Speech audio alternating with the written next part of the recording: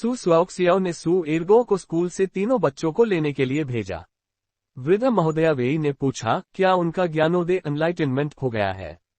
यदि उन्हें सही से याद था, तो उन तीनों नन्हे बच्चों को 3 साल का होने में अभी 1 महीने से अधिक का समय बाकी था। साधारण बड़े परिवारों के बच्चों का ज्ञानोदय आमतौर पर 5 से 7 साल की उम्र में होता था। सिवाय लिटिल सेवन वेई के, वह जन्मजात असाधारण बुद्धिमान था और अन्य बच्चों से अलग था। सू स्वाओक्सियाओ को यकीन नहीं था कि इसे ज्ञानोदय माना जाएगा या नहीं। व्यापक अर्थ में ज्ञानोदय का अर्थ 1000 अक्षरों, 4 पुस्तकों और 5 क्लासिक्स को सीखने से था, लेकिन वे तीनों नन्हे बच्चे लिंग युन से जिथा एक वाद्य यंत्र सीख रहे थे। शिक्षक कहाँ है? मातृसत्ता वेई ने पूछा। सू स्वाओक्सियाओ ने कहा, गली में एक पड़ोसी है। दाहू और बाकी लोग उनसे जिथा सीख रहे हैं। ये सुनकर कि वे जिथा सीख रहे हैं और उसने सिखाने के लिए बस किसी पड़ोसी को ढूंढ लिया है, वृद्ध महोदया वेई ने अपनी भौहें सिकोड़ ली। सू एर्गो तीनों बच्चों को लेने चला गया। सू स्वाओक्सियाओ, वृद्ध महोदया वेई और अन्य लोग आंगन में दाखिल हुए। उनकी मुठभेड़ झोंग शान से हुई, जो घर जाने ही वाला था। वृद्ध महोदया वेई रुकी, झोंग शान भी रुका। उसने चुपचाप झुककर प्रणाम किया और आंगन से बाहर निकल गया। मातृसत्ता वेई उसे देखने के लिए मुड़ी। सू स्वाओक्सियाओ ने अजीब तरह से पूछा, क्या आप उसे जानती हैं? वृद्ध महोदया वेई ने उदासीनता से सिर हिलाया। शायद मैंने उसे कहीं देखा है। यह जवाब बहुत लापरवाही भरा था। सू स्वाओक्सियाओ को इस पर यकीन नहीं हुआ। झोंग शान मिस्ट्रेस हुई जुए के अधीन था। वेई टिंग उन्हें जानता था और पूरी संभावना थी कि मातृसत्ता वेई भी उन्हें जानती थी। सू स्वाओक्सियाओ समझ नहीं पाए, इसलिए उसने सोचना छोड़ दिया। वृद्ध महोदया वेई आंगन का मुआयना करने लगी। जगह बड़ी नहीं थी, लेकिन साफ सुथरी थी। वहां आंगन में एक काला बछेड़ा घोड़े का बच्चा था।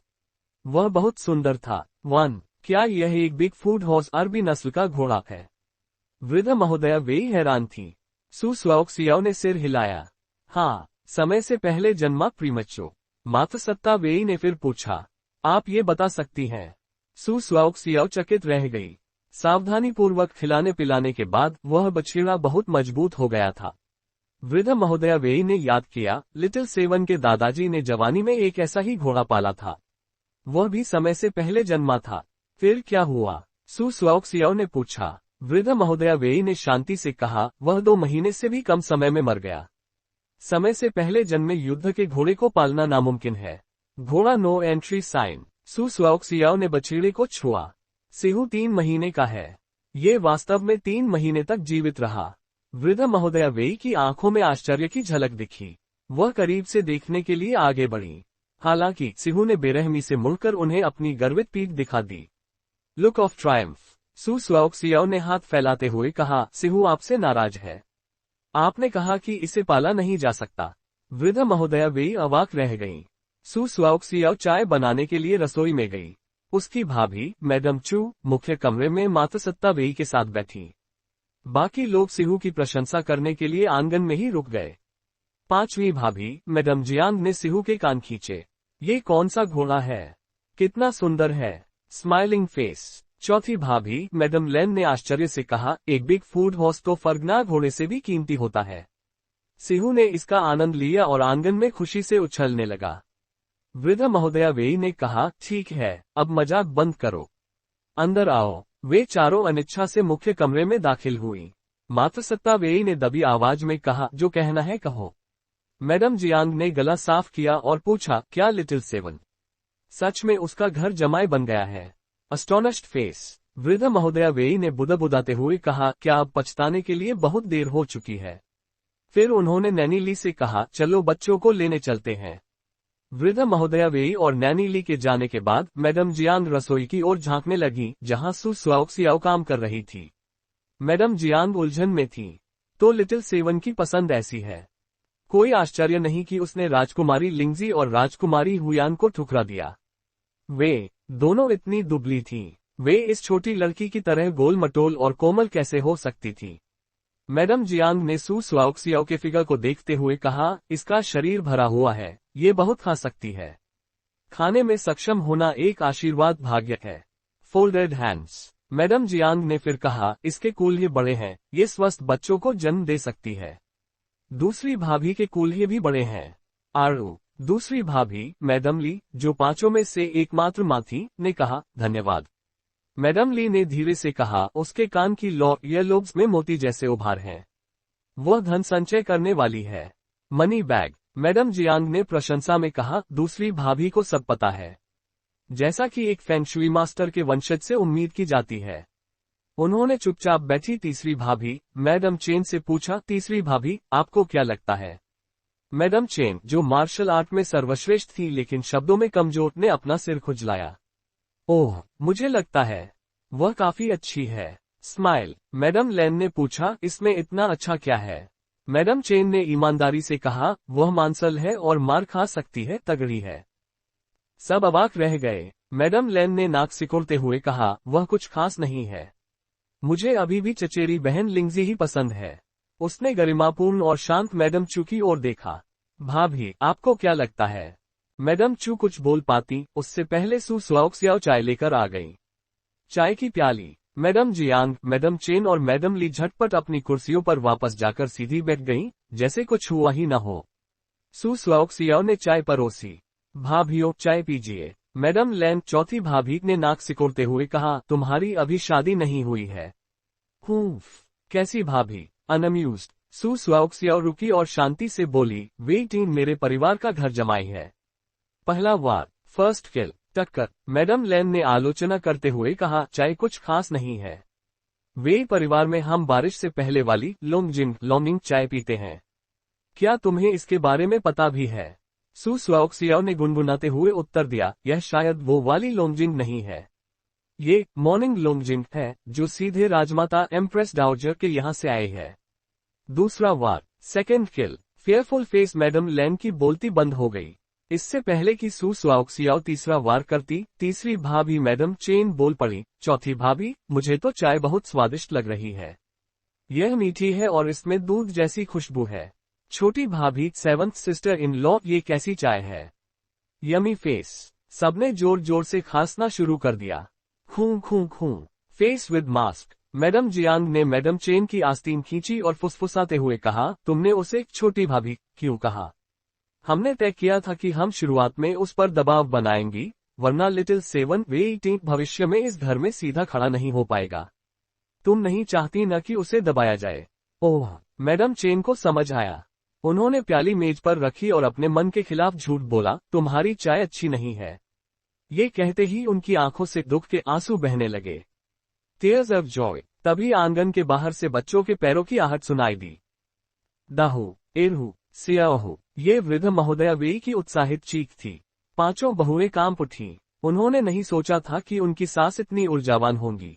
परदादी, परदादी, परदादी, दिल। तीनों बच्चों की आवाजें सुनकर बड़ी बहू मैडम चू भी अपनी जगह पर टिक नहीं पाई। पांचों बाहर की ओर भागी। वृद्ध महोदया वेई ने अपनी लाठी फेंक दी थी और दोनों हाथों से बच्चों को पकड़े हुए थी। उन्होंने बच्चों का परिचय अपनी पांचों बहुओं से कराया। बच्चे बहुत आज्ञाकारी थे और उन्होंने अपनी पांचों भाभियों चाचियों को प्यारी आवाज में नमस्ते कहा। वे पांचों उन बच्चों को देखकर दंग रह गईं। ये बिल्कुल वैसे ही हैं जैसे लिटिल सिक्स वे टी के भाई बचपन में थे। मैडम जियांग रोने ही वाली थी। क्राइंग। बच्चे सू स्वाओक्सियाओ से बहुत चिपके हुए थे। ये देखकर सबको समझ आ गया कि सू स्वाओक्सियाओ उनका बहुत ख्याल रखती है। महिला लड़का। मैडम लैन ने पूछा, तुम्हारे पिता वे टी कहाँ हैं? सियाहू ने नफरत भरा चेहरा बनाया। वो हर दिन घर पर नहीं होता। पता नहीं बाहर क्या करता रहता है। क्या वह भूल गया है कि उसके बेटे भी हैं? अनअम्यूज्ड। सबने वृद्ध महोदया वेई की ओर देखा। उन्होंने शर्मिंदगी से खांसते हुए कहा, अब हम उसे हवेली में नहीं रोकेंगे। उसे वापस आने दो। उधर सू चेंग सू स्वाओक्सियाओ के पिता आज की ट्रेनिंग के बाद कमर दर्द के साथ वापस लौटे। उन्होंने जोश में दरवाजा खोला। बेटी, मैं वापस आ गया। अपनी प्यारी बेटी को देखने की खुशी में उनकी सारी थकान गायब हो गई। घर। जैसे ही उन्होंने आंगन में कदम रखा, वहां मौजूद वेई परिवार की महिलाओं ने उन्हें घूर कर देखा। वह कांप उठे। माफ करना, गलत जगह आ गया। उन्होंने जल्दी से दरवाजा बंद कर दिया। उन्होंने फिर से दरवाजा देखा। नहीं, ये तो मेरा ही घर है। उन्होंने फिर से दरवाजा खोला और पूछा, आप सब कौन हैं? तभी किन कांगलान दादाजी भी वहां पहुंचे। आंगन में वेई परिवार की महिलाओं को देखकर उनके चेहरे का रंग उड़ गया। चेंग सावधान रहो। उन्होंने सू चेंग को अपने पीछे खींच लिया। वे परिवार की महिलाएं पुरुषों से कहीं ज्यादा खतरनाक थीं। पिछले बार किन जियांग को इन्होंने बुरी तरह पीटा था।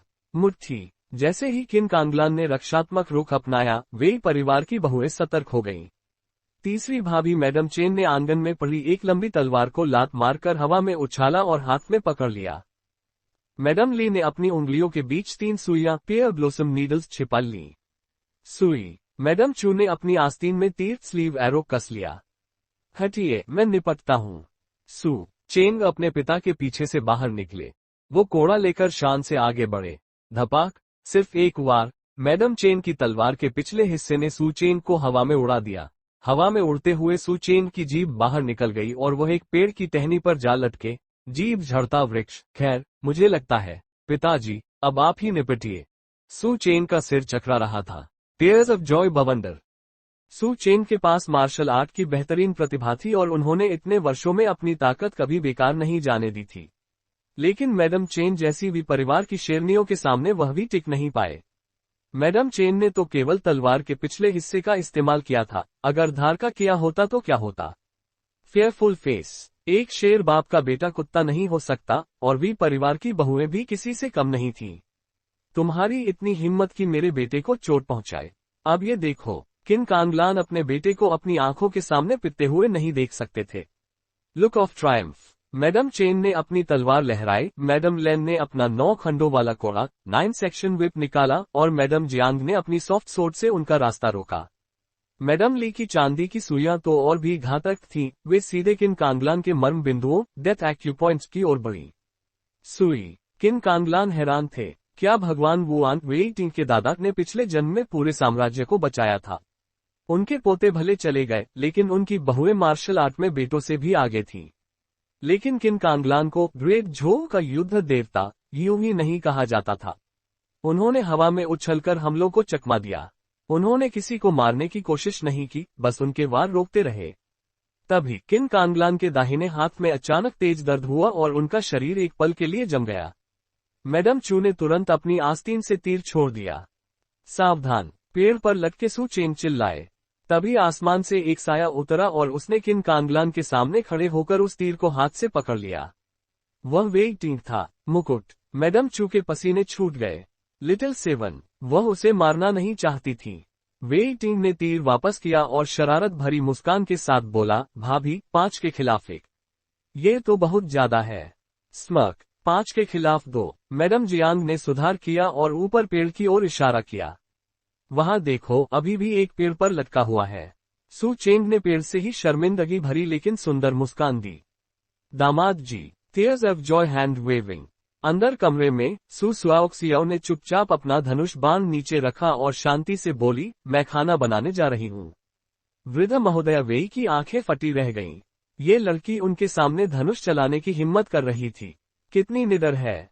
फायर। सू चेंग ने वेई टिंग को अपने सगे बेटे से भी ज्यादा बार पुकारा।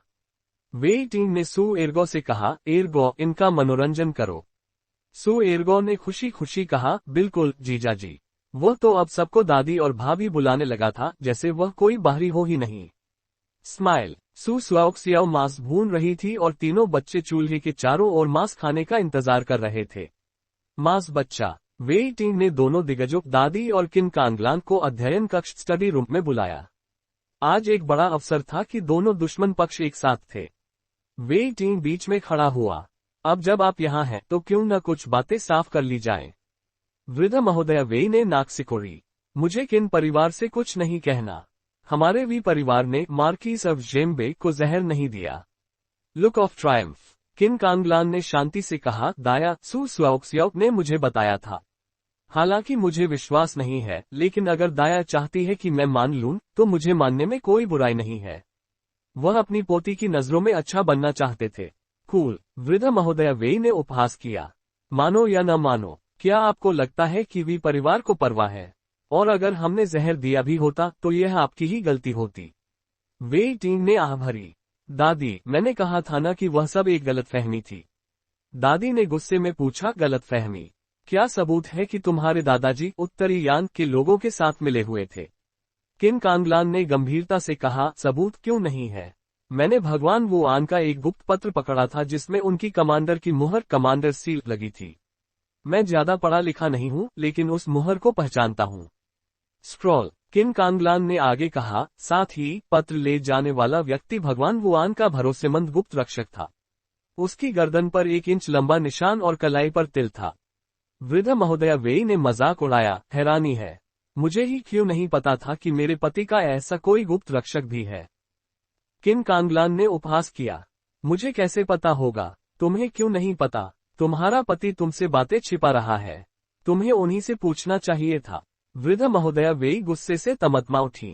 तुम पाउटिंग। वेई टिंग ने बीच बचाव करते हुए कहा, दादी, क्या दादाजी ने उस समय गुप्त रूप से सेना को प्रशिक्षित नहीं किया था? हो सकता है कि आपने वहां के गुप्त रक्षकों को न देखा हो। वृद्ध महोदया वेई ने गुस्से में अपनी लाठी जमीन पर पटकी। वेई सीचाओ, वेई टिंग, तुम किसकी तरफ हो? Look of triumph. वेई टिंग चुपचाप 2 कदम मात्र सत्ता वेई की ओर बढ़ा। आपकी तरफ। किन कांगलान ने खांसा। वेई टिंग चुपचाप 1 कदम उनकी ओर भी बढ़ गया। दोनों को खुश करने की कोशिश। Tears of Joy. वृद्ध महोदया वेई ने अपने पोते को तिरस्कार से देखा। एक कहावत है कि बेटियां बड़ी होने पर घर में नहीं रुकती, लेकिन तुम तो। किन कांगलान ने गर्व से कहा, इसे कहते हैं कि बेटे पर मां का कोई नियंत्रण नहीं होता। रिलीव्ड फेस झोऊ के युद्ध देवता के लिए ऐसी कहावत बोलना बड़ी बात थी। तभी मैडम ली की चांदी की सुइयां एक साथ निकली और सीधे किन कांगलान के मर्म बिंदुओं की ओर बढ़ी। सुई। किन कांगलान चकित थे। क्या भगवान वुआन ने पिछले जन्म में पूरे साम्राज्य को बचाया था? उनके पोते भले नहीं रहे, लेकिन उनकी बहुएं मार्शल आर्ट में बेटों को मात दे रही थीं। हालांकि किन कांगलान का युद्ध देवता का नाम केवल हवा में नहीं था। वह हवा में उछले और उनके हमलों को चकमा दिया। उन्होंने मैडम चेन की तलवार को अपने पैर से दबाकर उनके हाथ से छुड़ा दिया। टक्कर। मैडम चेन ने तलवार की मूठ से खुद को बचाया और इस भयानक बल ने उन्हें 10 फीट पीछे धकेल दिया। तीसरी भाभी। मैडम जियान का चेहरा उतर गया। किन कांगलान ने किसी को जान से मारने की कोशिश नहीं की, वह बस बचाव कर रहे थे। लेकिन इन महिलाओं का उनके साथ इतनी देर टिकना ही उनकी ताकत का प्रमाण था। बाइसेप्स। उसी समय किन कांगलान के दाहिने हाथ में अचानक तेज दर्द हुआ और वह एक पल के लिए रुक गए। मैडम चू ने तुरंत अपनी आस्तीन से तीर छोड़ दिया। सावधान। पेड़ पर लटके सू चेन चिल्लाए। तभी वेई टिंग ने आकर उस तीर को हवा में ही पकड़ लिया। मैडम चू के पसीने छूट गए। Little seven. वह उसे चोट नहीं पहुंचाना चाहती थी। वेई टिंग मुस्कुराया, भाभी, 5 के खिलाफ 1, ये बहुत ज्यादा है। स्मर्क। 5 के खिलाफ 2। मैडम जियांग ने पेड़ की ओर इशारा किया जहां सू चेंग लटके थे।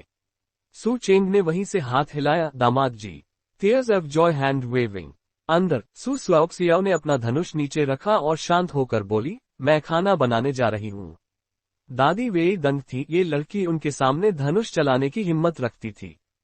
फायर। सू चेंग वेई टिंग को अपने सगे बेटे से भी ज्यादा प्यार से पुकारते थे। सू एरगो ने भी उन्हें जीजाजी कहना शुरू कर दिया था और वेई परिवार की बहुओं को भाभी बुलाकर उन्हें कमरे में बिठाया। वे अब बाहरी नहीं लग रहे थे।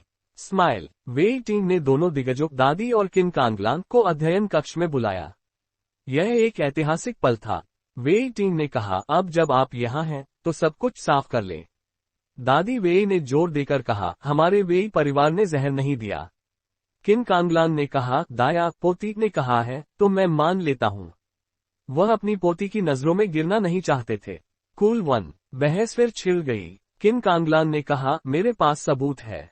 मैंने भगवान वुआन का एक गुप्त पत्र पकड़ा था जिसमें उनकी कमांडर की मुहर थी। स्क्रॉल। वेई टिंग ने याद दिलाया, मुहर, दादी। दादाजी उस मुहर को कभी अकेला नहीं छोड़ते थे। दादी चिल्लाई, चुप रहो। किन कांगलान ने आगे बताया, और पत्र लाने वाला वही गुप्त रक्षक था जिसकी गर्दन पर निशान और कलाई पर तिल था। दादी वेई ने मजाक उड़ाया, हैरानी है कि मुझे अपने पति के ऐसे किसी वफादार रक्षक के बारे में पता ही नहीं था। पियर ब्लॉसम लेन में सुसुआओक्सियाओ मुख्य कमरे में बैठी मात्र सत्ता वेई द्वारा छोड़े गए उपहारों के बक्सों को गिन रही थी। पैकेज 1। हालांकि दादी ने कहा था कि वह अपने परपोतों से मिलने आई हैं, लेकिन उन्होंने पूरे परिवार के लिए उपहार खरीदे थे। तारांकन दाहू के लिए सुनहरी लकड़ी का चाकू। तारांकन एरहू के लिए पन्ना और अंबर का रत्न। मणि। तारांकन सियाहू के लिए हथौड़ों का सेट। हैमर। तारांकन सू सुआओक्सियाओ के लिए आभूषण। अंगूठी। तारांकन सू एरगो के लिए लेखन सामग्री अध्ययन के 4 खजाने। बुक्स, तारांकन और सू चेंग के लिए उच्च श्रेणी की चाय की पत्तियां। चाय की प्याली, तुमने बताया। सू स्वाओक्सियाओ ने वेई टिंग की ओर देखा। वेई टिंग ने रूखेपन से कहा, मैंने नहीं बताया। आभूषणों में सोने के कुछ गहने थे। सू स्वाओक्सियाओ ने मुट्ठी भरकर तीनों बच्चों को बांट दिए। उन तीनों को छोटी छोटी चीजें जमा करने की आदत थी। वे तुरंत अपने कमरों में गए, अपने छोटे बैग निकाले और सोना छिपाकर रख दिया। मनी बैग बच्चा। सू स्वाओक्सियाओ ने अपने सिर पर गहने ऐसे सजा लिए जैसे कोई चमकता हुआ सुनहरा मोर हो। फिर उसने सहानुभूति से वेई टिंग को देखा। अया, तुम अकेले हो जिसके पास कुछ नहीं है। कितने बेचारे हो। Tears of Joy. वेई टिंग बोला, हाँ, बचपना।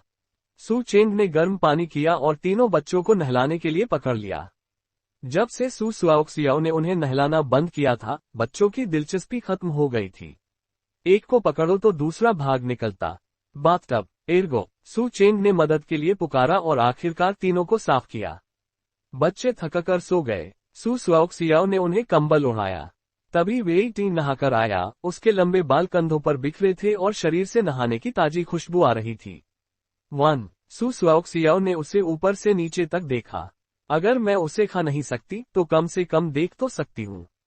Smiling face. उसने पूछा, क्या तुम आज रात यहीं सो रहे हो? वेई टिंग ने उसे एक ठंडी नजर दी। अपने सपनों में। सू स्वाओक्सियाओ ने भौहें सिकोड़ी। तुम नहाकर बिखरे बालों के साथ मेरे कमरे में आए हो।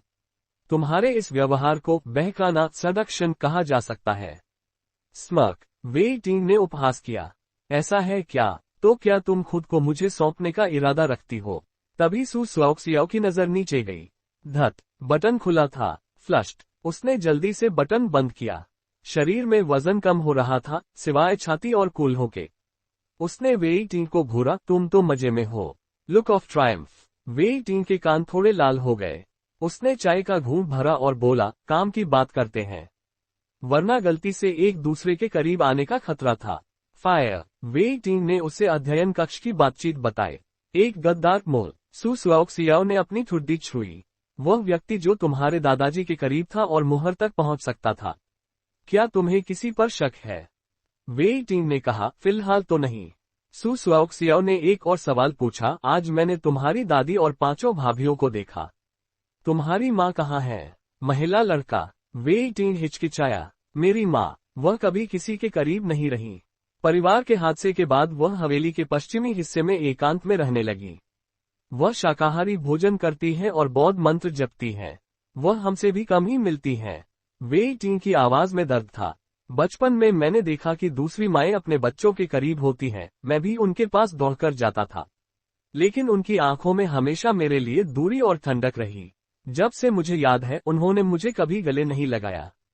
दिल टूटना। सू स्वाओक्सियाओ को वेई टिंग पर दया आई।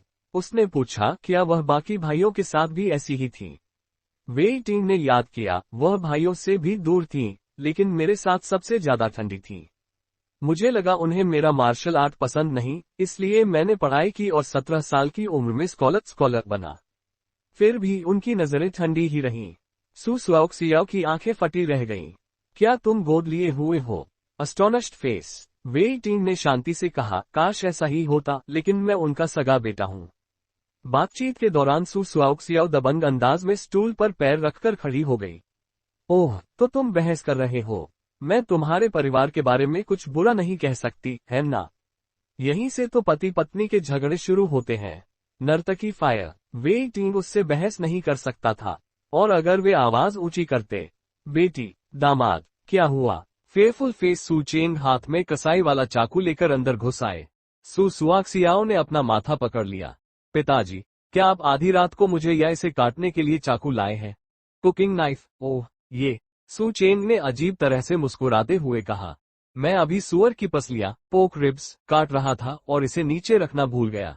Tears of joy. Su Xiaoxiao stool पर डाकू की तरह खड़ी थी, जबकि वेई टिंग कुर्सी पर ऐसे दुबक कर बैठा था जैसे सू स्वाओक्सियाओ ने उसे प्रताड़ित किया हो।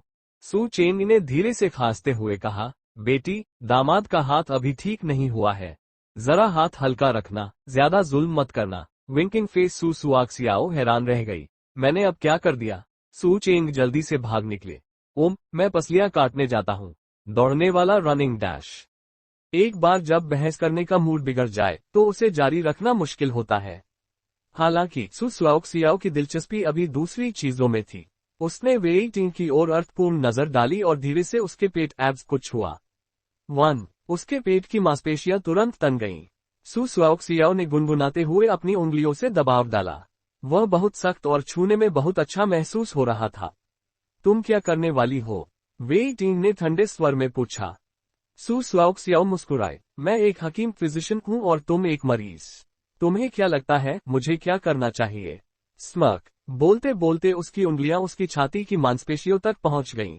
जहां जहां उसकी उंगलियां जा रही थीं, वहां एक सिहरन पैदा हो रही थी। वेई टिंग का गला सूखा और उसका शरीर पूरी तरह तन गया। सु स्वाओक्सियाओ ने धीरे से कहा, लॉर्ड वेई, आपका दिल कितनी तेजी से धड़क रहा है। धक धक करता दिल। वेई टिंग ने तुरंत उसके चंचल हाथों को पकड़ा, उसकी कोमल कमर को थामा और पासा पलक दिया। दोनों की स्थिति तुरंत बदल गई। वेई टिंग ने उसकी कलाई पकड़ी और उसे कुर्सी पर झुकाते हुए गहराई से उसकी आंखों में देखा।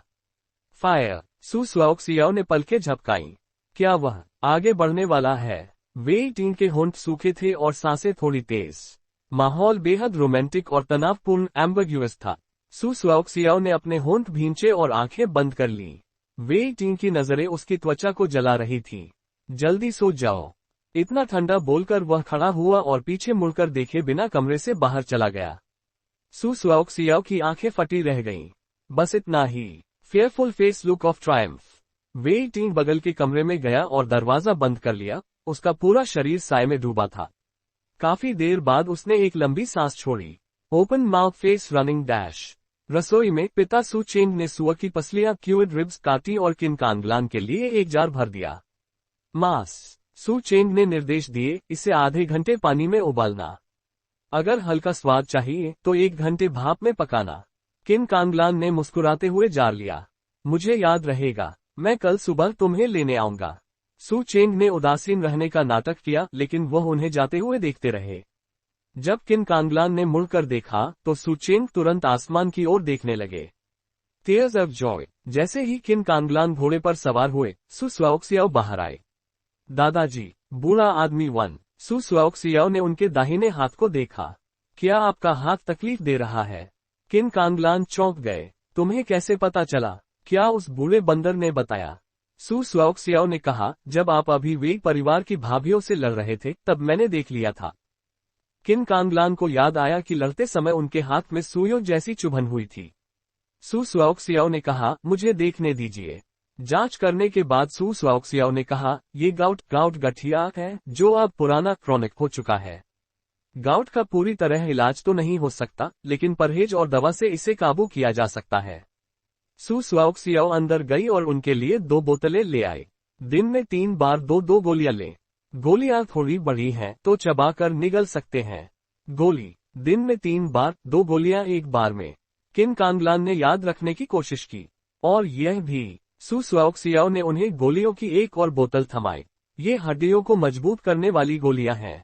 आपके पुराने जख्मों के लिए दिन में 2 बार 6 गोलियां लें। किन कांगलान का सिर चकरा गया। 4 बोतलें। इतनी सारी। डिजी। सु स्वाओक्सियाओ ने कहा, सब यही है। पिता सु चेंग अब पूरी तरह ठीक थे, इसलिए उन्हें इसकी जरूरत नहीं थी। उसने सोचा था कि वेई टिंग को जरूरत पड़ेगी, लेकिन जिस तरह उसने आज हाथ से तीर पकड़ा था, साफ था कि उसका हाथ अब ठीक है। बाइसेप्स 1। अगली सुबह सु मो सु स्वाओक्सियाओ को लेने आए। सु ची और सु यू भी सु एर्गो से मिलने और उसे पढ़ाने के लिए पहुंच गए। चचेरे भाई सु ची ने बताया कि उनके पिता बड़े चाचा ने कहा है कि एर्गो को पढ़ाना सबसे जरूरी काम है। बेचारा सु Ergo. Books cold sweat smile. उधर नाश्ते के बाद वेई टिंग घर से निकल गया। सियाओहू ने अपनी कमर पर हाथ रखकर कहा, देखा देखा, मैंने कहा था ना कि वह घर पर नहीं रुकता। Look of Triumph. सु स्वाओक्सियाओ ने प्यार से उसके गाल खींचे। क्या तुम्हें उसकी आदत नहीं है? सियाओहू ने मुंह घुमाकर कहा, ऐसा कुछ नहीं है। लेकिन सच तो ये था कि वेई टिंग के घायल होने के दौरान वह हमेशा बच्चों के पास रहा था, इसलिए सियाओहू को अब उसकी कमी खल रही थी। दिल। वेई टिंग वास्तव में गद्दार मोल्क को खोजने के गंभीर काम पर निकला था। वह सांप को बिल से बाहर निकालने के लिए जाल बिछा रहा था। सांप। सु स्वाओक्सियाओ महल पहुंची। राजमाता एम्प्रेस डाओजेर की सेहत अब काफी बेहतर थी। सम्राट जिंग शुआन का जहर भी लगभग उतर चुका था। जब उन्हें पता चला कि सू स्वाओक्सियाओ ने उनकी जान बचाई है, तो उन्हें अपनी पुरानी बातों पर थोड़ी शर्मिंदगी महसूस हुई। सम्राट ने राजकुमार सियाओ दुए बड़े बेटे से मिलने से मना कर दिया क्योंकि उसने सू स्वाओक्सियाओ को सम्राट का इलाज करने से रोकने की कोशिश की थी। वहीं राजकुमारी जिंगनिंग, जिसने तलवार तानकर सू स्वाओक्सियाओ की रक्षा की थी, सम्राट की पसंदीदा बन गई। सम्राट ने उसे रॉयल प्रिंसेस का खिताब देने का आदेश दिया। मुकुट 18 अप्रैल आ चुकी थी। ये प्रिंस नानयांग के परिवार की पुण्यतिथि थी। राजमाता प्रिंस नानयांग के लिए मंदिर जाकर दिया जलाना चाहती थी। सम्राट जिंग शुआन ने एक शर्त पर अनुमति दी कि वे गुप्त रूप से इनकग्निटो जाएंगी। सू स्वाओक्सियाओ को भी उनके साथ भेजा गया। शाही सवारी ड्रैगन टेम्पल पहुंची। राजमाता बहुत कमजोर थीं, लेकिन उत्साह के कारण उन्होंने सीढ़ियां खुद चढ़ने का फैसला किया। मुझे किसी के सहारे की जरूरत नहीं, मैं चल सकती हूँ। बूढ़ी औरत। जैसे ही वे मंदिर में दाखिल हुई, सू स्वाओक्सियाओ को गलियारे के कोने में डेंगान लिंग यून का सेवक दिखा। उसने इशारा किया। सू स्वाओक्सियाओ समझ गई और राजमाता को आराम करने के बहाने पूर्व की ओर एक कमरे मेडिटेशन रूम में ले गई।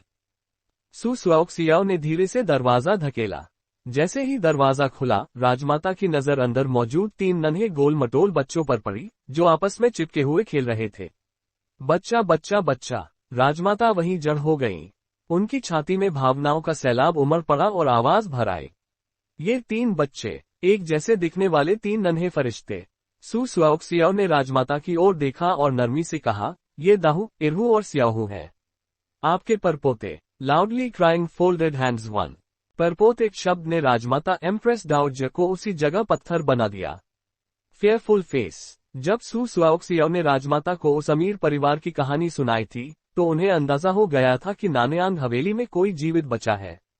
लेकिन सू स्वाओक्सियाओ ने यह खुलासा नहीं किया था कि वह कौन है। राजमाता ने हवेली के हर सदस्य के बारे में सोचा, पर उन्होंने कभी नहीं सोचा था कि वे उनके नन्हे परपोते होंगे। और वो भी एक नहीं, 3। बच्चा बच्चा बच्चा। क्या वह केवल एक नहीं है? उन्होंने खालीपन से पूछा। सू स्वाओक्सियाओ ने राजमाता को सहारा देकर कमरे के अंदर पहुंचाया। बाहर खड़ा मुख्य नपुंसक यूनक अपने झटके को दबाते हुए पहरा देने लगा। सू स्वाओक्सियाओ ने दरवाजा बंद कर दिया। अब राजमाता अपनी उत्तेजना नहीं छिपा सकी। उन्होंने कांपते हाथों से सू स्वाओक्सियाओ का हाथ पकड़ लिया। किसका खून है ये? नानयांग हवेली में 2 राजकुमारियां थीं। सू स्वाओक्सियाओ ने कहा, छोटी राजकुमारी यंग प्रिंसेस का। राजमाता की आंखें गीली हो गईं। यह मिन एर है। मिन एर। पिछली बार जब मैंने उसे देखा था, वह एक बच्ची थी। वह बचपन से ही कमजोर थी। वह अक्सर राजधानी नहीं आती थी। क्राइंग। पलक झपकते ही मिन एर के बेटे इतने बड़े हो गए थे। राजमाता के मुरझाए हुए चेहरे पर अब चमक आ गई थी। वे लड़खड़ाते हुए आगे बढ़ी और घुटनों के बल बैठकर तीनों बच्चों को गले लगा लिया। वे पूरी तरह थक चुकी थीं, उनका गिरना तय था, पर यह एक चमत्कार था कि वे खड़ी रहीं। 1। उन्होंने बच्चों को इतनी मजबूती से पकड़ा जैसे वे इस दुनिया से उनका आखिरी जुड़ाव हो।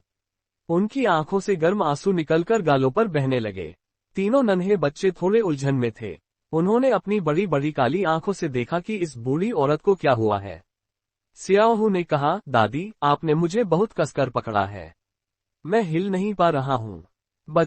बच्चों की आवाज सुनकर राजमाता को अपनी स्थिति का एहसास हुआ और उन्होंने अनिच्छा से उन्हें छोड़ दिया।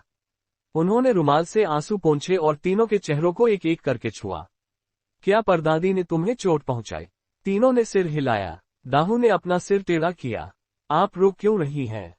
एरहू ने भी पूछा, क्या आप बहुत दुखी हैं? राजमाता के आंसू बेकाबू होकर गिर रहे थे। उन्होंने आंसू पोंछते हुए मुस्कुराने की कोशिश की।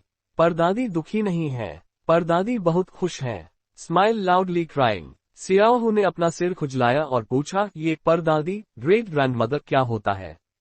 उन्हें केवल ग्रेट ग्रैंडमा, बिस्तर वाली दादी वे एक शब्द पता था। ग्रेट ग्रैंडमदर उनके लिए नया था। राजमाता समझ नहीं पाई कि कैसे समझाएं। सू स्वाओक्सियाओ ने कहा, ये वो है जो तुम्हें उतना ही प्यार करती है जितना ग्रेट ग्रैंडमा करती है। तीनों ने सिर हिलाया और उन्हें प्यार से परदादी कहकर पुकारा। राजमाता का दिल लगभग पिघल गया। चमकता दिल। कोई कल्पना नहीं कर सकता कि उन्होंने ये साल कैसे काटे थे। इस पल उनके दिल का दर्द थोड़ा कम हो गया। राजमाता ने तीनों के सिर सहलाए। अच्छे बच्चे, बहुत आज्ञाकारी। सू स्वाओक्सियाओ ने राजमाता को कुर्सी पर बैठने में मदद की। राजमाता ने चारों ओर देखा। मिन एर कहाँ है? महिला लड़का, माँ आप भी बैठो। दाहू ने एक छोटा स्टूल खिसकाया और सू स्वाओक्सियाओ के पास रख दिया। राजमाता फिर दंग रह गईं। सियाओहू भी अपना स्टूल ले आया। सियाओहू वाले पर बैठो, दाहू वाले पर मत बैठना। वह हमेशा प्यार पाने के लिए लड़ता था। Tears of Joy. राजमाता ने अविश्वास से सू स्वाओक्सियाओ को देखा। सू स्वाओक्सियाओ चुप रही। राजमाता तुरंत सब समझ गईं। दुख उनके दिल से उमड़ पड़ा। उन्होंने कांपती आवाज में पूछा, क्या मिन एर? वह पहले ही? हाँ। सू स्वाओक्सियाओ का चेहरा शांत था। तीनों बच्चे उसकी गोद में दुबक गए। उसने धीरे से कहा, यह एक लंबी कहानी है। महल लौटने पर मैं आपको विस्तार से बताऊंगी। राजमाता सब समझ गईं। उनकी मिन एर अब इस दुनिया में नहीं थी। उनके दिल पर जैसे छुरियां चल गईं। दिल टूटना। तीनों नन्हे बच्चे उनके पास आए और उन्हें गंभीरता से देखा। दाहू ने कहा, परदादी क्या आप भी हमारे सिर थपथपाना चाहती हैं? राजमाता सुबकने लगी। दाहू ने अपना नन्हा सिर उनके सामने कर दिया। मैं आपको छूने दूंगा, रोइए मत। बच्चा। एरू और सियाहू ने भी अपने सिर आगे कर दिए। उन मासूम और आज्ञाकारी बच्चों को देखकर राजमाता आखिरकार उस गहरे शोक और निराशा से बाहर आ गईं। उन्होंने उनके गोल सिरों को छुआ और आंसुओं के बीच मुस्कुराई। ठीक है, परदादी अब और नहीं रोएगी। स्माइल 1। दरवाजे के बाहर मुख्य नपुंसक ने चुपके से अपने आंसू पोंछे। राजमाता ने इन वर्षों में जीने की इच्छा छोड़ दी थी। अगर शाही अस्पताल और सेवक उन पर नजर न रखते तो वे कब की चल बसी होती। अब आखिरकार उम्मीद की एक किरण दिखी थी। ये 10 सालों में राजमाता का सबसे खुशी वाला दिन था। चमकता सितारा। राजमाता ने दाहू और एरहू का हाथ थाम रखा था, जबकि आलसी सियाओहू मुख्य नपुंसक की गोद में था। बच्चा। सियाओहू नीचे कूदा और बड़ी बड़ी रोशनियों की ओर इशारा किया। यह क्या है? राजमाता ने प्यार से कहा, यह एक अखंड ज्योति, लॉन्ग लाइट है। सियाओहू को बस रोशनी समझ आए। घर पर भी लाइटें थीं, पर इतनी बड़ी नहीं। 1। राजमाता ने तीनों नन्हों से कहा, जाओ तुम भी एक जलाओ। फिर उन्होंने बच्चों से अपने दादाजी प्रिंस नानयांग को प्रणाम काउटाव करवाया। बच्चों ने उलझन में सू स्वाओक्सियाओ की ओर देखा। सू स्वाओक्सियाओ के इशारा करने पर तीनों ने बड़ी मासूमियत से झुककर प्रणाम किया। Folded hands. अंधेरा हो चुका था और राजमाता के महल लौटने का समय आ गया था। वे बच्चों को छोड़ने को तैयार नहीं थी। सू स्वाओक्सियाओ ने उन्हें सांत्वना दी, जब तक आप जीवित और स्वस्थ रहेंगी, भविष्य में फिर मिलने का मौका मिलेगा। चमकता सितारा। राजमाता ने दृढ़ता से कहा, तुम सही कह रही हो। मुझे जीना है। मुझे उन्हें बढ़ते हुए देखना है और उनकी रक्षा करनी है। मैं किसी को उन्हें चोट नहीं पहुंचाने दूंगी। Biceps fire. सू स्वाओक्सियाओ ने तीनों सोते हुए बच्चों को लिंग युन की गाड़ी में बिठाया। लिंग युन ने अपने गद्दार शिष्यों को तिरस्कार से देखा और सू स्वाओक्सियाओ को मिठाई की अपनी शर्त याद दिलाए। शॉर्टकेक। जैसे ही राजमाता और सू स्वाओक्सियाओ महल की ओर बढ़े, सू स्वाओक्सियाओ ने अचानक राजमाता की कलाई दबाई। राजमाता, चाहे जो भी हो जाए, गाड़ी से बाहर मत आइएगा। Warning sign. तभी एक तीर काफिले की ओर आया।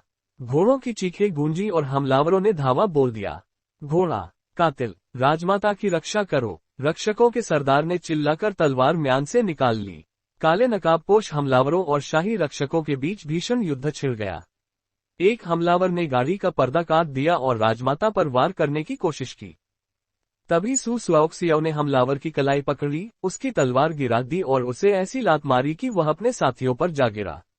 सू स्वाओक्सियाओ गाड़ी के पायदान पर दबंग की तरह खड़ी हो गई। जो भी पास आता, उसे वह बेरहमी से पीटकर दूर फेंक देती। टक्कर बाइसेप्स। लेकिन हमलावर बहुत अधिक थे और रक्षक कमजोर पड़ रहे थे। तभी एक ताकतवर हमलावर ने सू स्वाओक्सियाओ को कोड़े से बांध लिया और तलवार से हमला करने ही वाला था। तभी आसमान से एक लंबा और गठीला साया उतरा। मुकुट 1। उसने अपनी तलवार से हमला रोका और हवा में कलाबाजी खाते हुए हमलावर को ढेर कर दिया।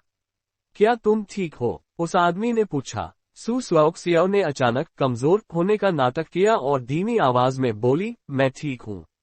जल्दी राजमाता को बचाओ। मुखौटा। वेई टिंग ने शांति से सिर हिलाया, उसका कोड़ा काट दिया और बोला, गाड़ी में जाओ और इंतजार करो।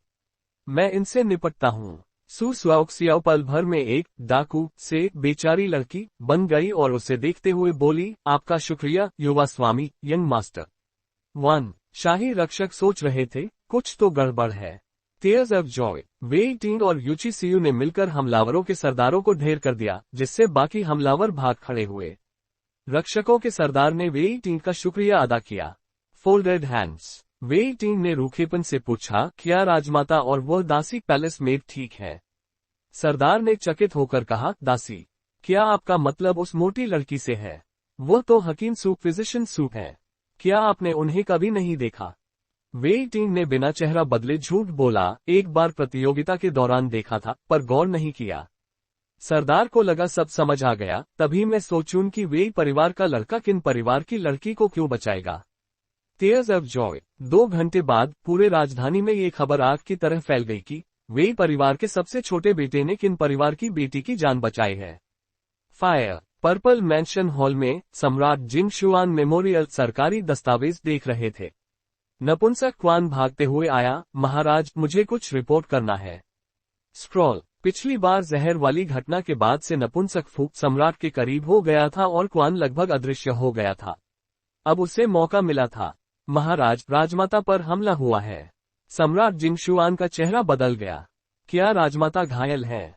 फेयरफुल। क्वान ने जल्दी से कहा, मैंने सुना है कि लॉर्ड वेई सही समय पर पहुंच गए थे। राजमाता ठीक है। सम्राट ने राहत की सांस ली और उसे जाने को कहा। सम्राट जिंगशुआन ने वेई टिंग को बुलाया। वेई टिंग जब आया तो उसके कपड़ों और जूतों पर खून के धब्बे थे। सम्राट ने पूछा, क्या तुमने हमलावरों को पहचाना? वेई टिंग ने सिर हिलाया। नहीं, वे बहुत चालाक थे, हारते हुए देखकर भाग गए। सम्राट ने उसे घूरते हुए पूछा, सुना है तुमने किन कांगलान की पोती सू स्वाओक्सियाओ को भी बचाया? वेई टिंग का चेहरा काला पड़ गया। उसने नफरत का नाटक करते हुए कहा, वहां अंधेरा था, मुझे लगा वह राजमाता की दासी है। अगर मुझे पता होता कि वह किन परिवार की है। उसने वाक्य अधूरा छोड़ दिया, जिससे लगा कि वह किन परिवार की मदद कभी नहीं करता। Tears of Joy. उधर एक अंधेरी गली में एक गाड़ी रुकी और अंदर बैठा व्यक्ति धपाक से नीचे गिर गया। वह फू सूप था। उसने नकाबपोश कोचवान की ओर इशारा किया, अरे यूची सियू, क्या तुम्हें गाड़ी चलानी आती है? Look of triumph crossed arrows. यूची सियू ने अकड़कर कहा, तुम्हारी गलती है कि तुम ठीक से बैठ नहीं पाए। वो इसलिए क्योंकि तुमने मुझे खोला नहीं। फू सू एक वफादार रक्षक था और नाटक जारी रखना चाहता था। लेकिन यूची सियू आलसी था, उसने कोड़ा फू सू के हाथ में फेंका और वहां से खिसक गया। गाड़ी में मौजूद दूसरा शव हमलावर बना दूसरा रक्षक भी अपनी रस्सी तोड़कर उठ खड़ा हुआ और साफ सफेद शर्ट में वहां से चलता बना। 1 फू सू गुस्से में कोड़ा फेंककर दूसरी तरफ चला गया, लेकिन 10 सेकंड बाद ही काला चेहरा बनाकर वापस आया, कोड़ा उठाया और बड़बड़ाते हुए गाड़ी चलाकर ले गया। Tears of Joy tractor. अगली सुबह सू स्वाओक्सियाओ राजमाता की जांच करने महल पहुंची। कल रात रास्ते में अजनबी वेई टिंग की मौजूदगी की वजह से दोनों ने आपस में कोई निजी बात नहीं की थी। अब राजमाता का सब्र टूट रहा था। नपुंसक चेंग, कृपया सबको बाहर ले जाएं। मुझे राजमाता का इलाज करना है, सू स्वाओक्सियाओ ने कहा। जैसे ही सब बाहर गए, राजमाता ने सीधे मुद्दे की बात की। मुझे बताओ, कल रात क्या हुआ था? सू स्वाओक्सियाओ ने मासूम बनते हुए पूछा, आपका क्या मतलब है? राजमाता ने ठंडी आवाज में कहा, मुझसे चालाकी मत करो। मैंने तुमसे ज्यादा नमक खाया है। जब मैं साजिशें रचती थी तब तुम्हारे माता पिता पैदा भी नहीं हुए थे। वह हमला तुमने ही करवाया था ना? तुम्हारी इतनी हिम्मत की देश की राजमाता पर हमला करवाओ।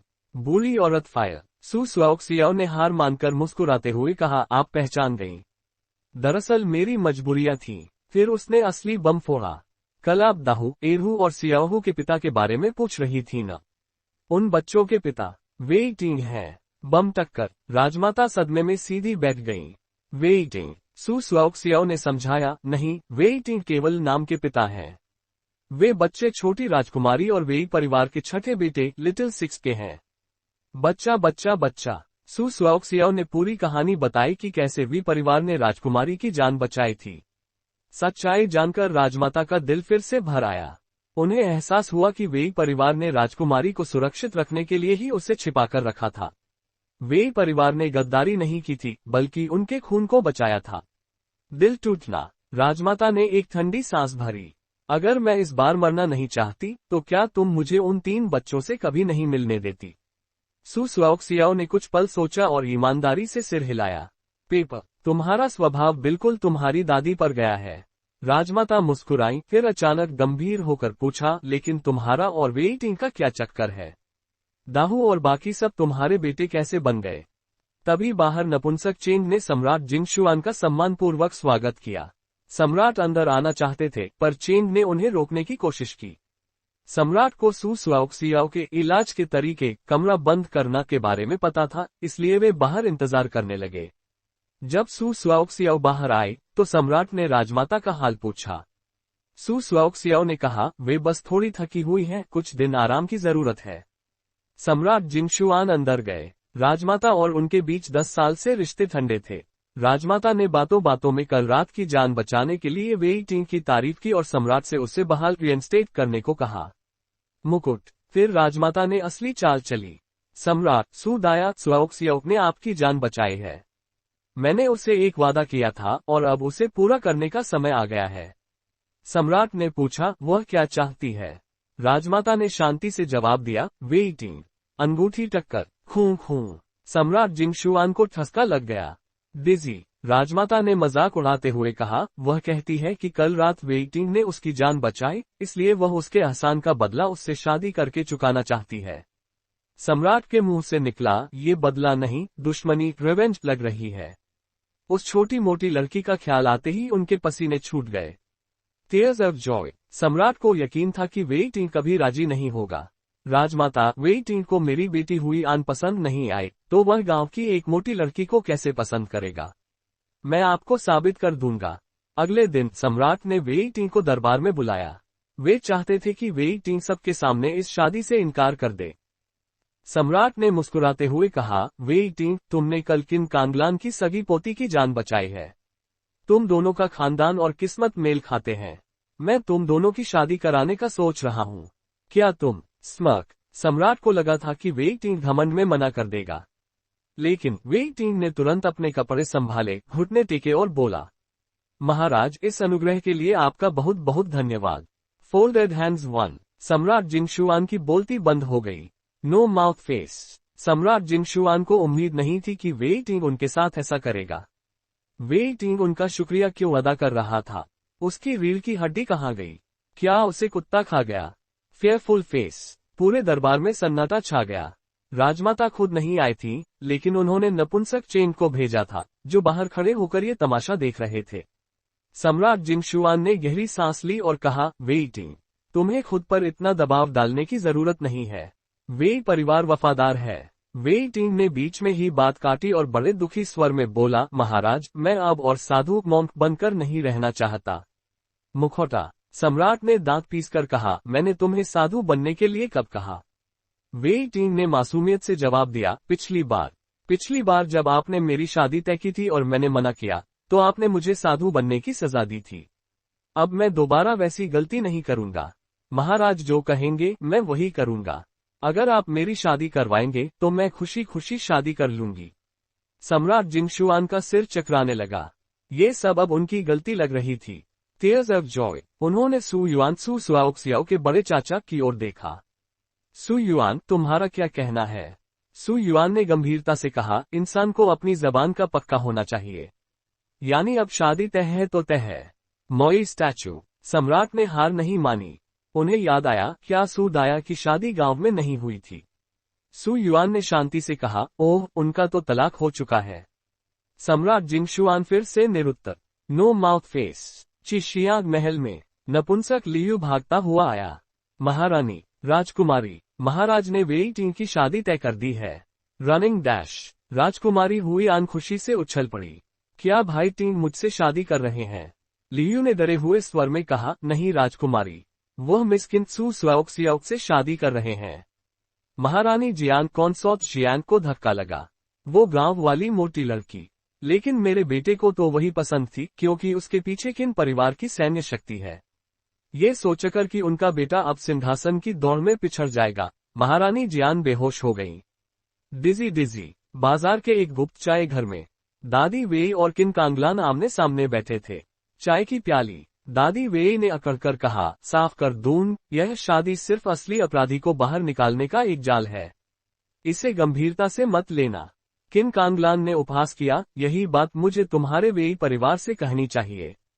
तुम्हारा लड़का मेरी पोती के घर पर कब्जा जमाए बैठा है और मुफ्त की रोटियां तोड़ रहा है।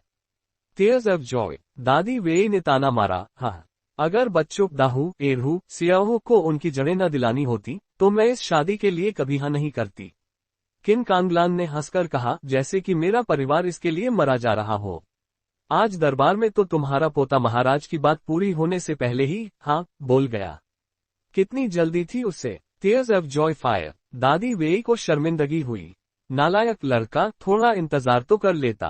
किन कांगलान ने एक कुंडली निकाली जिस पर स्वर्ग में बनी जोड़ी लिखा था। उन्होंने पहले ही शाही ज्योतिषी इंपीरियल एस्ट्रोनॉमर से सेटिंग कर ली थी ताकि सम्राट शादी रद्द न कर सके। स्क्रॉल 1, वेई हवेली में मैडम जियांग पांचवी भाभी खुशी खुशी मैडम चू बड़ी भाभी के पास पहुंची। भाभी, क्या आपने खबर सुनी? महाराज ने लिटिल सेवन वेई टीन और सातवीं भाभी की शादी तय कर दी है। जश्न, मैडम लेन ने मजाक उड़ाया, कल तक तो तुम उसे उसके नाम से बुला रही थी, आज अचानक सातवीं भाभी।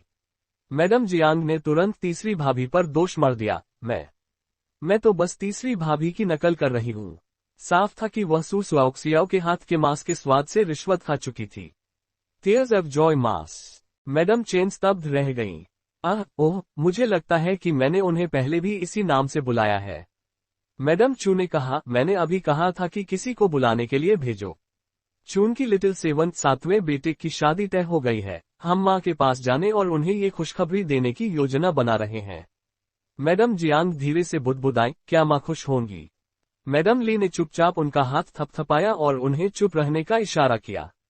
मैडम जियांग ने हल्का सा खांसा। तो फिर चलिए। पूरा समूह निवास के पश्चिम में स्थित छोटे से आंगन की ओर चल दिया। ये स्थान निवास के मुख्य भाग से काफी दूर एक छोटे से फलों के बगीचे के पास शांत क्षेत्र में था। जैसे ही उन्होंने आंगन में प्रवेश किया, उन्हें आड़ू पीचेस की ताजा खुशबू आई। आड़ू, मैडम जियांग ने उत्साह से कहा, माँ ने इस साल फिर से आड़ू लगाए हैं।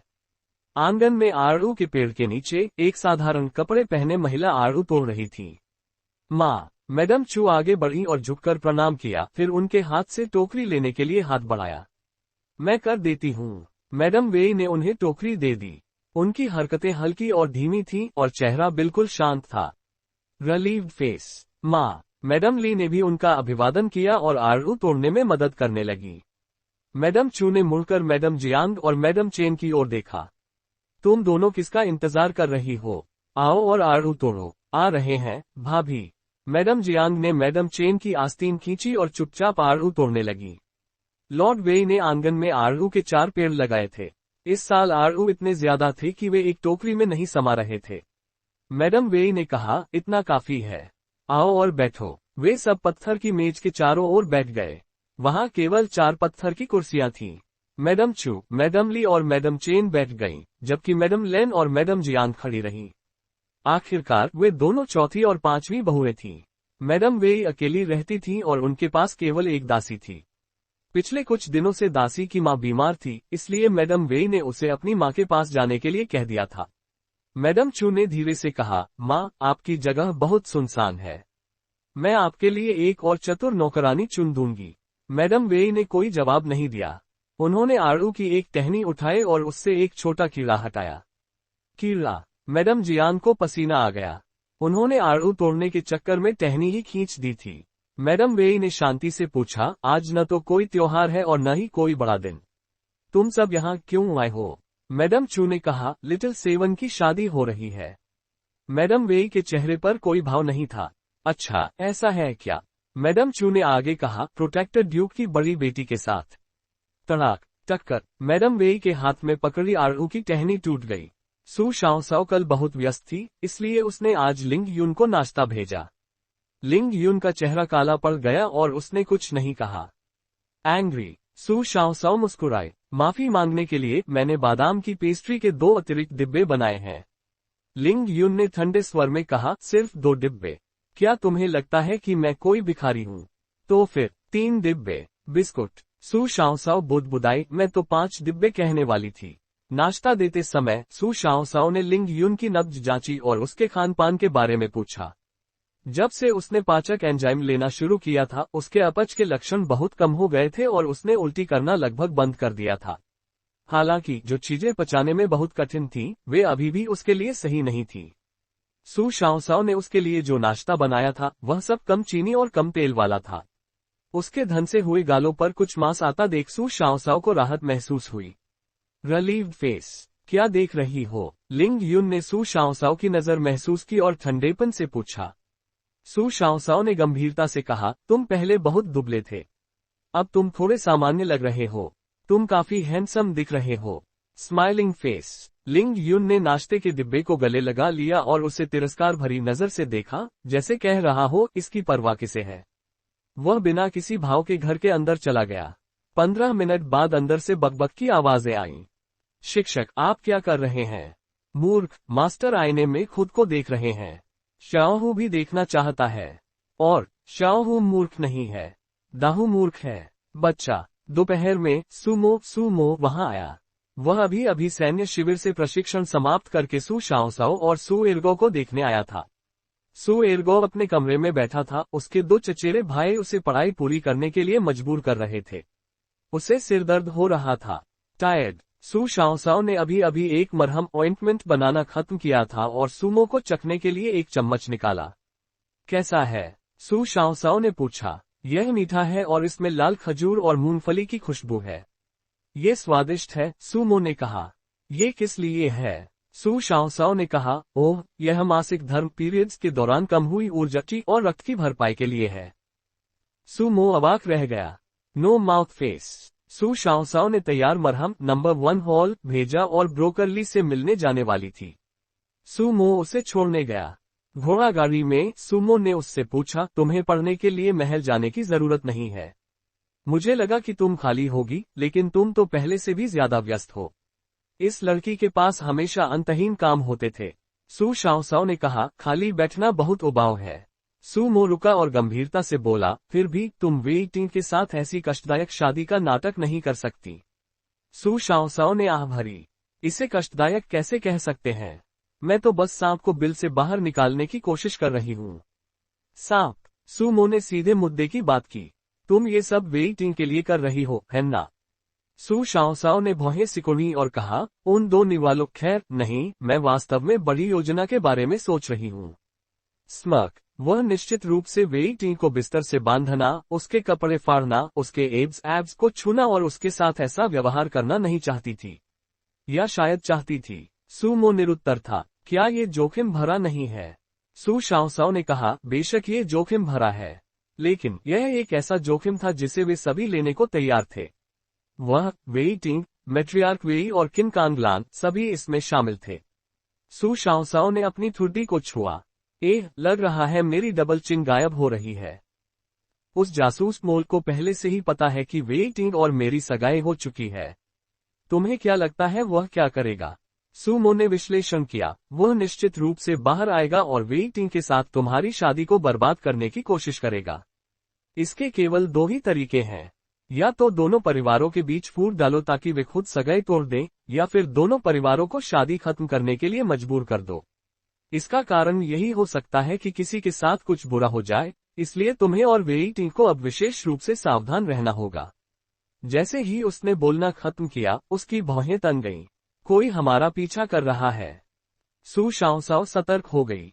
पीछे? हाँ, सुमो ने सिर हिलाया। सू शाओसाओ ने पीछे की खिड़की का पर्दा थोड़ा उठाया। एक आकृति तेजी से सड़क पर एक दुकान के अंदर छिप गई। सू शाओसाओ धीरे से मुस्कुराए। तुम इतनी जल्दी झांसे में आ गए। घोड़ा गाड़ी एक गली में मुड़ गई। सुमो गाड़ी से नीचे उतरा। मैं तुम्हारे लिए कुछ उस्मानथस केक खरीद लाता हूँ, जल्दी वापस आना, सू शाओसाओ ने जोर से कहा।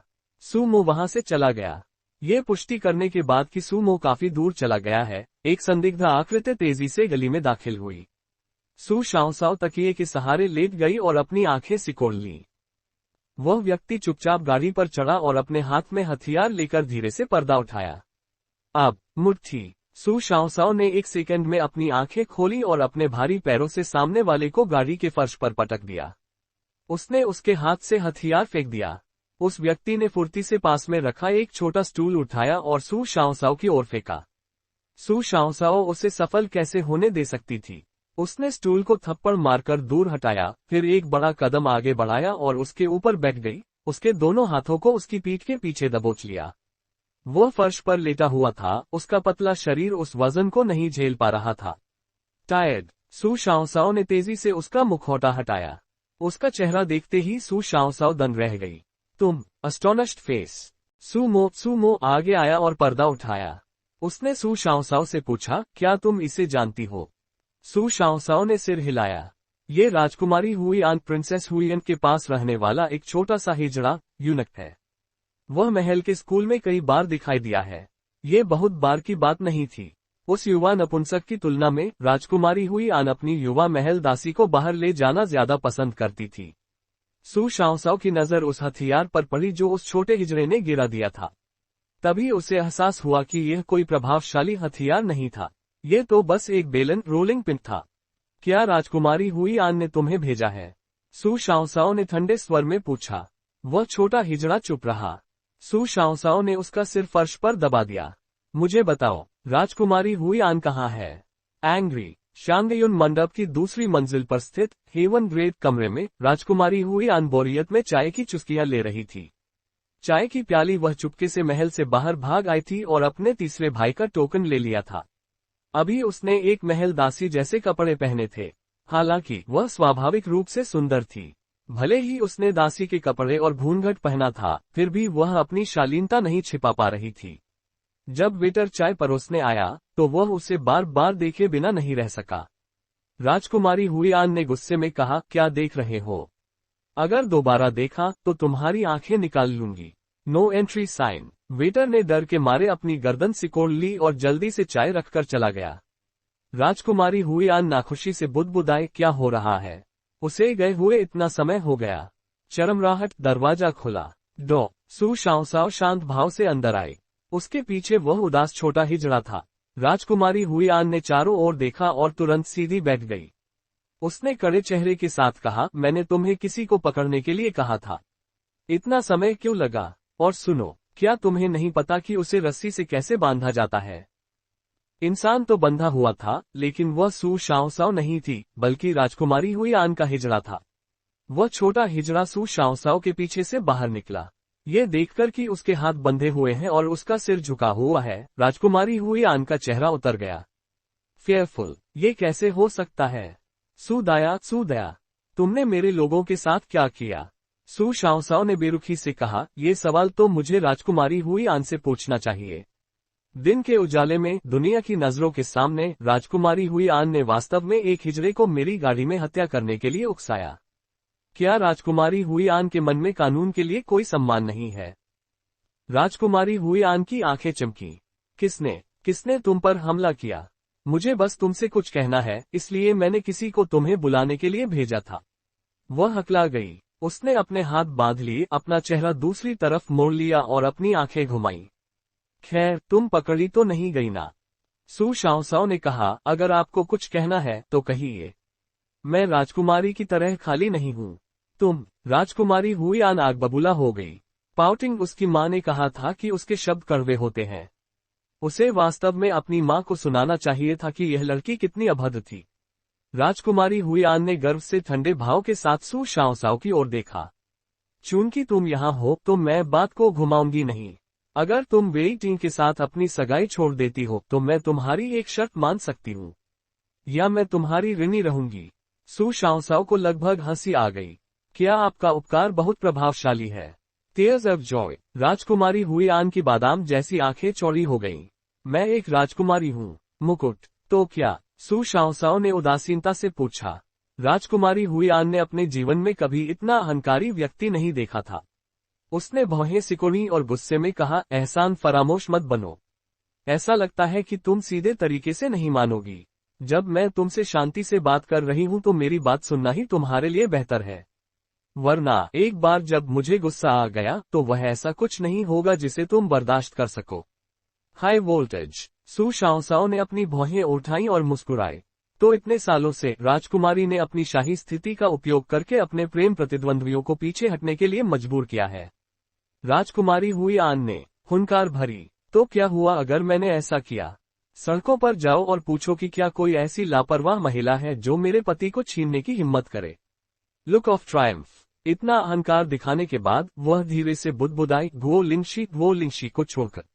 गुओ लिंगशी को बड़ी महारानी का समर्थन प्राप्त था और उसके पिता भी उसकी रक्षा करते थे। सु शाओसाओ ने आसमान की ओर देखा और आह भरी। उसे थोड़ी नींद आ रही थी। उसने पहले सोचा था कि उसने कोई बड़ी मछली पकड़ी है, लेकिन वह तो बस एक अनियंत्रित राजकुमारी निकली।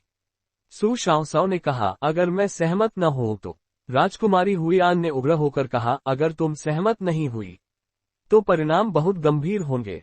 फायर। सु शाओसाओ मुस्कुराए। ओह, कितने गंभीर। राजकुमारी हुईआन ने धमकी दी, मैं तुम्हें राजधानी में रहने लायक नहीं छोड़ूंगी। सु शाओसाओ वहां से चली गई। राजकुमारी हुईआन गुस्से में पैर पटकने लगी और सु शाओसाओ की ओर इशारा किया। तुम। मैंने अपनी बात पूरी नहीं की है।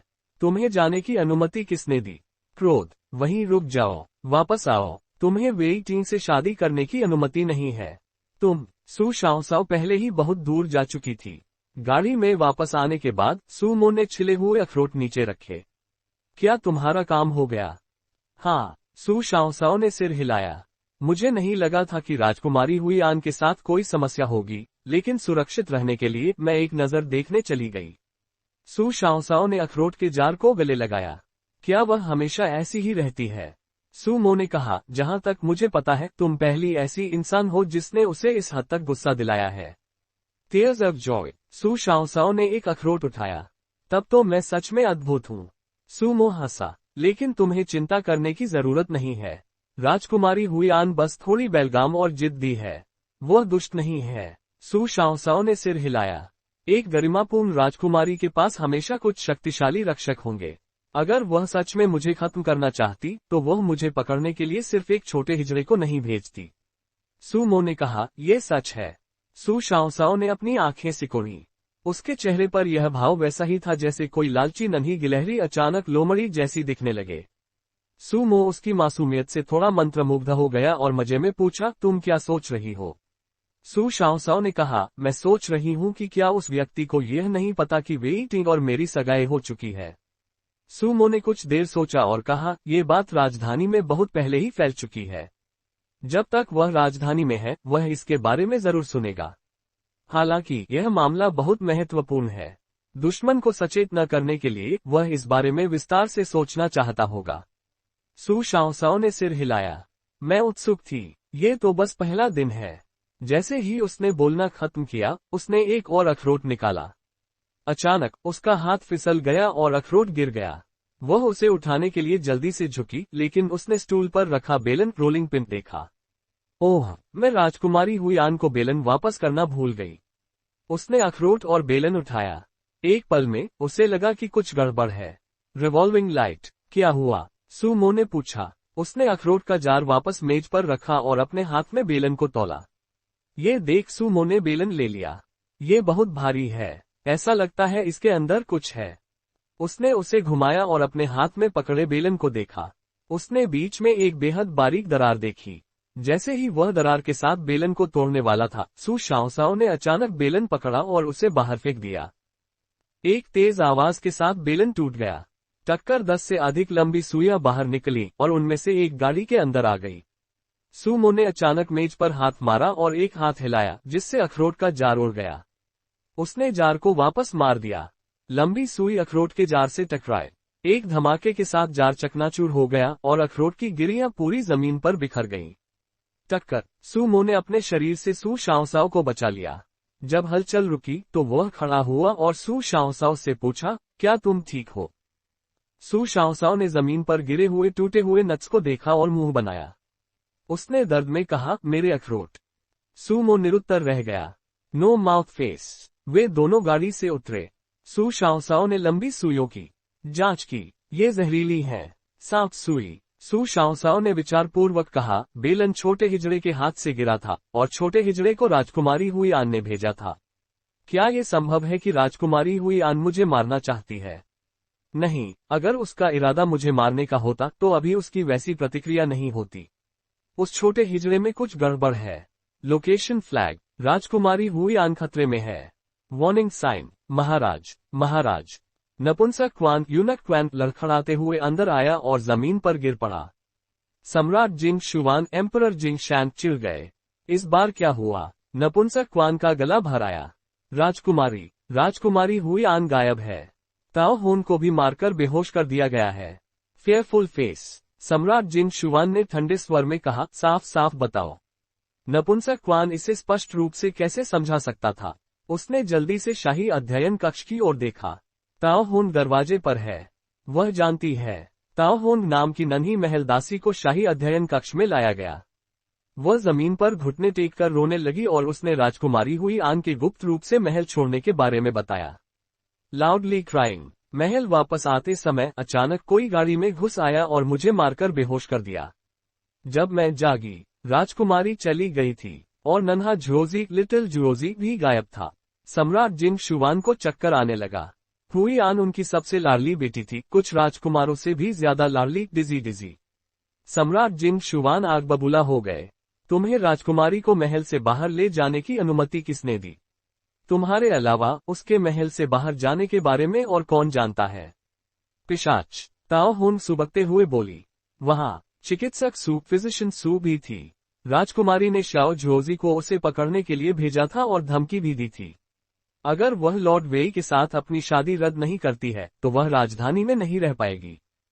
नपुंसक क्वान चौंक गया। आह, क्या ऐसा हो सकता है कि राजकुमारी हुई आन ने उसे धमकाया और गुस्से में आकर उसने राजकुमारी हुई आन का अपहरण कर लिया। फेयरफुल। नपुंसक फू ने नपुंसक क्वान को घूर कर देखा। उन्हें उसकी बकवास बिल्कुल पसंद नहीं आई। सम्राट जिन शुआन के मन में पहले से ही सू चेंग और उसकी बेटी के खिलाफ शिकायत थी। अब जब राजकुमारी हुई आन लापता थी और सू दाया पर अपराध करने का संदेह था, तो नपुंसक क्वान की बातों ने आग में घी डालने का काम किया। फायर। उन्होंने तुरंत किन कांगलान को महल में बुलाया। दाया कभी ऐसा काम नहीं करेगी। राजकुमारी का अपहरण। अगर मेरी प्यारी पोती को कोई पसंद नहीं आता तो वह उसे मौके पर ही पीट देती है।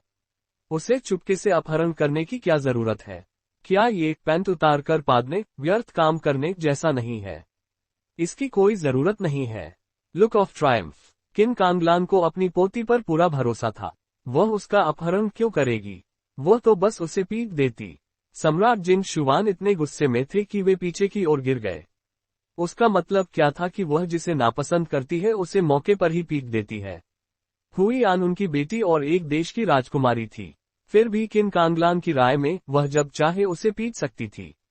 डिजी डिजी। सम्राट जिन शुआन पहले से ही वेई टिंग की बातों से सुन्न थे। इससे पहले कि उनका चक्कर आना बंद होता, किन कांगलान ने उनका दम घोंट दिया और वे वास्तव में खून की उल्टी करने ही वाले थे। कंसोर्ट शियान ने भी हुई आन के लापता होने के बारे में सुना और रोते हुए शाही अध्ययन कक्ष इंपीरियल स्टडी में आईं। इस बार उनके आंसू असली थे। Loudly crying. महाराज, महाराज, आपको जल्दी से हुई आन को ढूंढना होगा। मैं ढूंढ लूंगा। मेरी प्रिय, तुम पहले महल वापस जाओ। कंसोर्ट शियान सम्राट जिन शुआन की बाहों में लेट गईं और तब तक रोती रही जब तक उनकी सांस नहीं फूल गई। महाराज, मैंने सुना है। क्या सुदाया ने ये किया है? सम्राट जिन शुआन ने अपना मुंह खोला। यह किन कांगलान ने कहा। हम महारानी साहिबा, अपने शब्दों पर ध्यान दें। मुझे भी दुख है कि राजकुमारी हुई आन लापता है, लेकिन इसका मेरी पोती से क्या लेना देना है? कंसोर्ट शियान ने कहा। हुई आन का उससे झगड़ा हुआ और वह गायब हो गई। एंग्री। किन कांगलान हंसे और बोले, मैंने सुना है कि वह छोटा हिजड़ा भी गायब हो गया है। हो सकता है उसने ही राजकुमारी का अपहरण किया हो। कंसोर्ट शियान, आपके पास ही एक गद्दार है। अपनी गलती पर विचार करने के बजाय आप दोष किसी और पर मर रही हैं। ऐसा करने से आप सही सुराग खो देंगी और राजकुमारी हुई आन और भी दूर चली जाएगी। कंसोर्ट शियान का चेहरा बदल गया।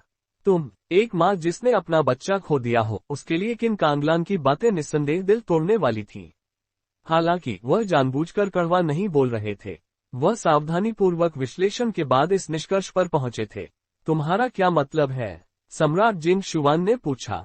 सैन्य शक्ति के मामले में सम्राट किन कांगलान से थोड़े नाखुश थे, लेकिन उनकी क्षमता पर कोई संदेह नहीं था। किन कांगलान ने गंभीरता से कहा, महाराज, राजकुमारी हुई आन के पास कुल 2 महल सेवक हैं। केवल ताओ होंग ही क्यों गायब नहीं हुई? यदि लक्ष्य राजकुमारी है तो केवल राजकुमारी का अपहरण किया जाएगा। दूसरे हिजड़े का अपहरण करने की कोई आवश्यकता नहीं है। कंसोर्ट शियान ने सुन्न होकर कहा, शायद वे हुई आन की सेवा के लिए किसी को छोड़ना चाहते हो। किन कांगलान ने शांति से कहा, कंसोर्ट शियान, सामने वाले ने पहले ही अपहरण का अपराध कर दिया है। क्या आप उनसे यह उम्मीद करती हैं कि वे इस बात की परवाह करेंगे कि राजकुमारी हुई आन की सेवा के लिए कोई है या नहीं? कंसोर्ट शियान अवाक रह गई। किन कांगलान ने अपने हाथ जोड़े और कहा, महाराज, मैं अनुमान लगाने की हिम्मत करता हूं कि राजकुमारी हुई आन को उसी छोटे हिजड़े ने अगवा किया है। सम्राट जिन शुआन ने किन कांगलान को गौर से देखा। भले ही ऐसा हो, फिर भी यह आपकी पोती के संदेह को मिटा नहीं सकता। हुई आन को ढूंढो, वरना मैं उसे राजकुमारी को चोट पहुंचाने की सजा दूंगा। सम्राट जिन शुआन राजकुमारी हुई आन के लापता होने की खबर को सार्वजनिक नहीं करना चाहते थे, लेकिन फिर भी खबर फैल गई। जल्द ही ये सड़कों, गलियों और विभिन्न चाय घरों में फैल गई। क्या आपने सुना है? राजकुमारी हुई आन के साथ कुछ हुआ है। किन परिवार की बड़ी बेटी ने उनका अपहरण कर लिया है। उसने राजकुमारी हुई आन का अपहरण क्यों किया? राजकुमारी हुई आन लॉर्ड वेई को पसंद करती थी और उन्हें अपना दामाद बनाना चाहती थी। किसने सोचा था कि महाराज लॉर्ड वेई और मिस किन की शादी तय कर देंगे? राजकुमारी गुस्से में मिस किन के साथ झगड़ा करने दौड़ी। किसे पता था कि मिस किन कोई अच्छी इंसान नहीं है और उसने मौके पर ही राजकुमारी को पकड़ लिया। फेयरफुल फेस, बकवास, नो एंट्री साइन। एक मध्यम आयु वर्ग के व्यक्ति ने आकर चाय खाने में सभी को बात करने से रोक दिया। कथावाचक ने उसे नाखुशी से देखा। तुम कौन हो? मैनेजर सन ने अपने हाथ में फोल्डिंग पंखा लहराया। मैं तुम्हारा चाचा हूँ। कूल। सुमो और सू शाओसाओ डाली मंदिर, डाली टेम्पल गए और बेलन का टुकड़ा और उसके अंदर छिपी जहरीली सुई शाओ झोगहुआ और मंत्री को सौंप दी। शाओ झोगहुआ ने गंभीर भाव से कहा, उस छोटे हिजड़े का नाम शाओ झोजी है। वह 2 साल पहले क्यूई शियांग महल आया था। वह बातूनी और चतुर है। हुई आन उसे पसंद करती है। सुमो ने कहा, एक छोटे हिजड़े की हिम्मत नहीं है कि वह राजकुमारी के साथ कुछ करे। उसके पीछे जरूर कोई और है। क्या ये व्हाइट लोटस सोसाइटी से संबंधित हो सकता है? मंत्री ने पूछा। हाल ही में वे व्हाइट लोटस सोसाइटी के मामले की जांच कर रहे थे। हालांकि जब से उन्हें पता चला कि तहखाने में मिले पीड़ित व्हाइट लोटस सोसाइटी के अनुयायी थे, तब से कोई नया सुराग नहीं मिला था। डाली मंदिर के मंत्री का दिमाग सुन्न होने वाला था। अब हर कोई उन्हें व्हाइट लोटस सोसाइटी का सदस्य लग रहा था। Flower stamp. शाओ झोगहुआ ने भौहें सिकुड़ी। अगर यह वास्तव में व्हाइट लोटस सोसाइटी थी, तो इसका मतलब था कि उन्होंने महल के अंदर तक अपनी शक्ति विकसित कर ली थी। सुमो ने गंभीरता से कहा, जल्दी से राजकुमारी हुई आन को ढूंढो और मेरी बहन का नाम साफ करो। शाओ झोगहुआ और डाली मंदिर के मंत्री तुरंत लोगों को तलाशी के लिए ले गए। शाही राजधानी और शाही रक्षकों को भी तैनात कर दिया गया। सुमो ने सू शाओसाओ से कहा, मैं तुम्हें पहले घर छोड़ देता हूँ। वे दोनों गाड़ी में बैठ गए। सू शाओसाओ ने पूछा, क्या आपको लगता है कि वह वही जासूस मोल था? सुमो ने विचार किया और कहा, मुझे अभी यकीन नहीं है। मुझे नहीं लगता कि वह जासूस वेई टिंग के साथ तुम्हारी सगाई के पहले ही दिन तुम पर हमला करने के लिए इतना अधीर होगा। हालांकि सू शाओसाओ ने उसकी बात पूरी की। लेकिन अगर राजकुमारी हुई आन खुद मेरे पास झगड़ा करने आती है, तो यह मुझे खत्म करने का एक सुनहरा अवसर होगा। High voltage. साफ तौर पर कहें तो जासूस शायद धीरे धीरे काम करना चाहता था, लेकिन अपने दरवाजे पर आए मुफ्त के शिकार को कौन छोड़ता। राजकुमारी हुई आन ने जासूस की योजना को बिगाड़ दिया और उसे समय से पहले सू शाओसाओ पर हमला करने के लिए उकसाया। सू शाओसाओ ने विचारपूर्वक कहा, लगता है मैं उसकी पहली शिकार थी। सही बात है, मैं निपटने में आसान लगती हूँ। वेई टिंग किन कांगलान और मैट्रियार्क वेई की तुलना में वह एक ऐसी पुष्पवक कमजोर लग रही थी जिसे धमकाना आसान था। सू शाओसाओ धीरे से मुस्कुराए। स्मक। सू शाओसाओ पर लगे दाग को जल्द से जल्द धोने के लिए सुमो भी राजकुमारी हुई आन की तलाश में निकल गया। जैसे ही वह गया, सू शाओसाओ बाहर निकली। पिताजी, मुझे आपका घोड़ा चलाने दीजिए। घोड़ा? धीरे चलो, ये घोड़ा बहुत तेज है। सू चेंग घर के बाहर चिल्लाया क्योंकि वह तीनों छोटे बच्चों के बाल धो रहा था। बाथटब बच्चा। सू शाओसाओ घोड़े पर सवार हो गई। मास्टर वेई ने मुझे अच्छी ट्रेनिंग दी है। उसने लापरवाही से राजधानी का नक्शा निकाला। राजकुमारी हुई आन महल वापस जाने के लिए इस रास्ते से गई थी। वह यहाँ गायब हुई। रास्ता याद करने के बाद सू शाओसाओ ने नक्शा रख दिया। वह अपने घोड़े पर सवार होकर राजकुमारी हुई आन की घटना वाली जगह पर पहुंची। इस जगह की जांच अधिकारियों द्वारा पहले ही की जा चुकी थी। वहां कुछ नहीं बचा था। जैसे ही सू शाओसाओ घोड़े पर सवार हुई, चांदनी ने उसकी परछाई को लंबा कर दिया। उसका चेहरा अंधेरे में छिपा था, लेकिन उसकी आंखें ठंडी थीं। अमावस्या, बाहर आओ, उसने शांति से कहा। कोई सामने नहीं आया। उसने अपने घोड़े को गली में कुछ कदम और आगे बढ़ाया। अचानक सू शाओसाओ ने ऊपर देखा। आसमान से एक विशाल जाल गिरा। Warning sign.